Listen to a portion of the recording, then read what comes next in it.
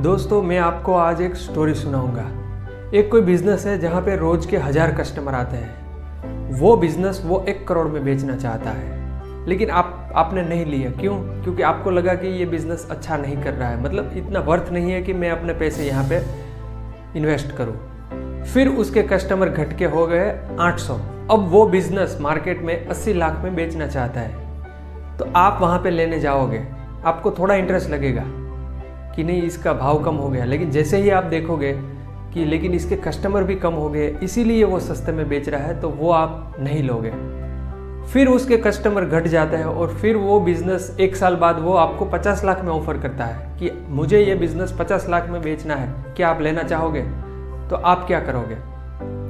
ज़्यादातर लोग नहीं लेंगे। क्यों? क्योंकि बिजनेस में कोई मुनाफा नहीं है, बिजनेस में ग्रोथ नहीं है, बिजनेस डिक्लाइन पे है, रोज के रोज बिजनेस घटता जा रहा है। तो इसमें 50 लाख भी इन्वेस्ट करने का मतलब जो उसकी वैल्यू थी 1 करोड़, वहाँ से 50% आ गया प्राइस, लेकिन फिर भी हमें वर्थ नहीं लगता। हमें यह नहीं लगता कि इसमें इन्वेस्ट करना कोई अच्छी समझ है, क्योंकि आपके पैसे डूबने के चांसेस ज़्यादा है।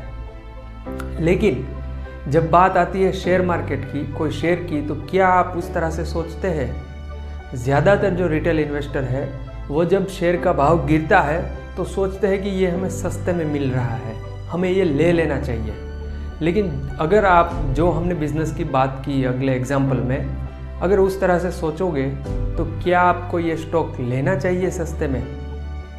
ये गलती ज़्यादातर रिटेल इन्वेस्टर करते हैं, और इसीलिए आप देखोगे कि बहुत सारे ऐसे स्टॉक है जो बहुत उसका प्राइस नीचे आ रहा है, तो हमेशा ये गलती करता है इन्वेस्टर कि वो नीचे भाव में लेने की फिराक में रहता है कि मुझे नीचे भाव में मिल जाए तो ये मुझे एक अच्छी डील मिली।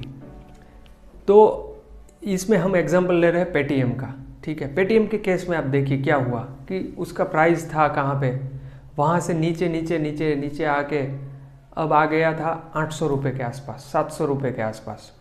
तो कई सारे लोगों ने लिया 20% सर्किट 2 बार मार दिया, मतलब 40% तो 2 दिन में ही गिर गया। वहाँ से भी बहुत सारे लोगों को ऐसा लगा कि नहीं ये प्राइस अच्छा है, हमें यहाँ से लेना चाहिए, क्योंकि ये लोएस्ट प्राइस है, इससे नीचे तो कभी स्टॉक गया ही नहीं। तो वहाँ से बहुत सारे लोगों ने बाइंग की और 2 दिन तक स्टॉक ऊपर चला, 10% ऊपर गया, 20% ऊपर चला गया। लेकिन फिर क्या हुआ आपने देखा होगा, लास्ट 4-5 दिन में स्टॉक फिर से नीचे आ गया और अभी तो बहुत नीचे आ गया 450 के आसपास। तो ये क्या हमें बताता है? यही कि जो स्टॉक नीचे आ रहा है ज़्यादातर वो एक अच्छी बिजनेस अपॉर्चुनिटी नहीं है, वो कहीं ना कहीं बिजनेस में कोई ना कोई खराबी है, इसीलिए नीचे आ रहा है। ज़्यादातर केस में यही होता है। कई बार अच्छी कंपनियों के साथ भी यही होता है, लेकिन हम उसकी बात नहीं कर रहे, हम बात कर रहे हैं ज़्यादातर जिसमें फंसते हैं इन्वेस्टर, उस तरह की कंपनी में जो हमें शाइनिंग ऑब्जेक्ट लगता है, क्योंकि हमें लगता है कि ये भाव तो नीचे आ गया, अगर मैं इसको यहाँ से ख़रीद लूँगा तो मुझे कम समय में ये ज़्यादा गेन करके दे देगा, क्योंकि ओरिजिनल भाव तो वो जाएगा ही। ऐसा हमें सबकॉन्शियसली कहीं ना कहीं ऐसा लगता है कि इसका ओरिजिनल भाव तो आना ही चाहिए, क्योंकि ये 40% गिर गया है, तो ये 1-2 महीने में फिर वापस फटाक से जितना जल्दी से गिरा है उतना जल्दी से ऊपर चला जाएगा। लेकिन क्यों चला जाएगा आपको नहीं पता। और कई बार क्या करते हैं कि ये लोग एक्सटर्नल कोई फैक्टर लगाने की कोशिश करते हैं, कोई न्यूज़ मार्केट में फैला देते हैं, मार्केट में पुश करते हैं, ताकि शेयर का जो भाव गिर रहा है वो ना गिरे, वो रुके और ऊपर चले जाए। इन्वेस्टर ये करते हैं, विजय शेखर ने ये किया पेटीएम ने, कि वो गए सेबी से मिले, आरबीआई से मिले, और फिर बाहर आके स्टेटमेंट दे दिया न्यूज़ में कि हमने मीटिंग की है और हमें लगता है कि पॉजिटिव रहेगा, फ्रूटफुल रहेगा। तो इससे जो एक इन्वेस्टर है उसमें एक आशा बनती है कि नहीं अब ये मिल के आया है और बोल रहा है कि नहीं हमें लग रहा है कि अच्छा हो जाएगा, तो वो फिर जंप करता है, वहाँ से लो प्राइस पे वो लेने की कोशिश करता है। लेकिन क्या उसने बताया कि एग्जैक्ट क्या बात हुई, क्यों उसको लगता है कि अच्छा हो जाएगा? ऐसी कोई बात हुई नहीं, लेकिन उन्होंने एक न्यूज़ फ्लोट कर दिया मार्केट में, और हमें जो देखने को मिला वो हमें देखने को मिला कि मार्केट ऊपर चला, वहाँ से रुका गिरना और फिर ऊपर चलना शुरू हो गया। फिर दूसरी ट्रिक क्या अपनाई कि मॉर्गन स्टैनली ने 50 लाख शेयर लिए है। मॉर्गन स्टैनली, जिसको नहीं पता है, कि एक यूएस बेस्ड एक फंड है जो इंडियन मार्केट में भी इन्वेस्ट करती है। तो उन लोगों ने 50 मिलियन शेयर्स बाय किए पेटीएम के। अब नेचुरल है, अगर मॉर्गन स्टैनली जैसा बड़ा इंस्टीट्यूशन अगर इतनी क्वांटिटी लेता है तो इसका मतलब कि अच्छा है, अभी सब सॉर्ट आउट हो गया और इसका प्राइस आज नहीं तो कल ऊपर जाएगा, ये इंडिकेट करता है एक सबकॉन्शियसली, इन्वेस्टर को ये लगता है।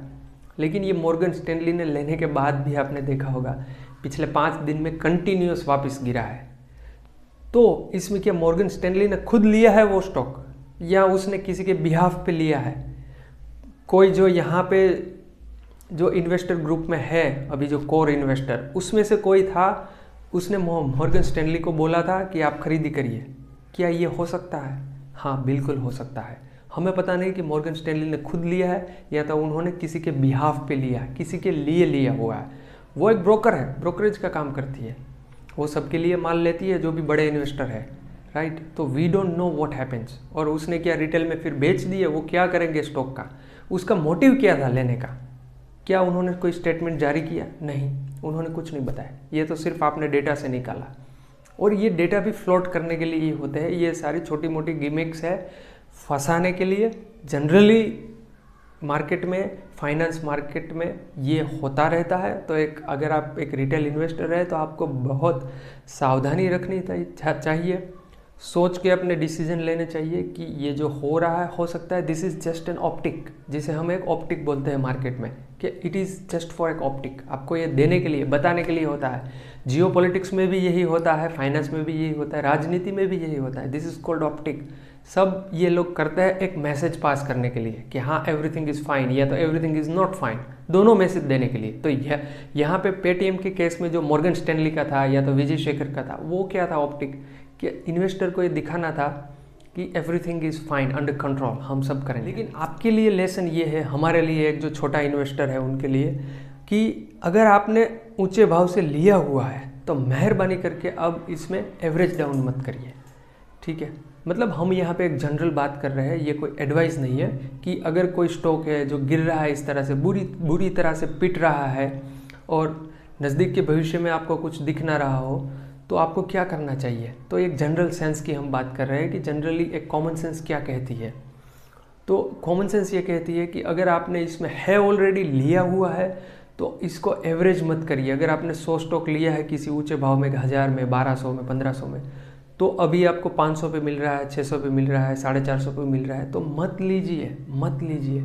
जो लिया है हुआ है वो भी आपने अभी के लिए तो गलती ही कर दी है, पता नहीं आगे जाके आप सही साबित हो या ना हो, लेकिन अभी के लिए तो आपने बड़ी गलती की थी कि उस समय इतने भाव में ले लिया है। तो अब उस गलती को आप सुधार नहीं सकते, लेकिन कम से कम इसको बिगाड़िए मत। मतलब इंग्लिश में कहते हैं ना कि डोंट मेक इट वर्स, ठीक है। बुरा तो हो ही गया, मतलब इससे भी बुरा मत करिए।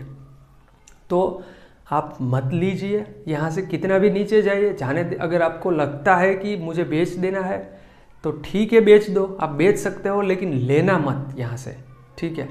या तो आप अपना वेट कर सकते हैं कि मेरा एक भाव आए, मैं उसके बाद बेचूंगा, तो वो आपकी मर्जी है, आपको क्या करना है। लेकिन यहाँ से लेना एक सही स्ट्रेटजी नहीं है, एक सही सोच नहीं होगी। तो आपको वेट करना होगा, या तो आप इसमें से निकल सकते हैं।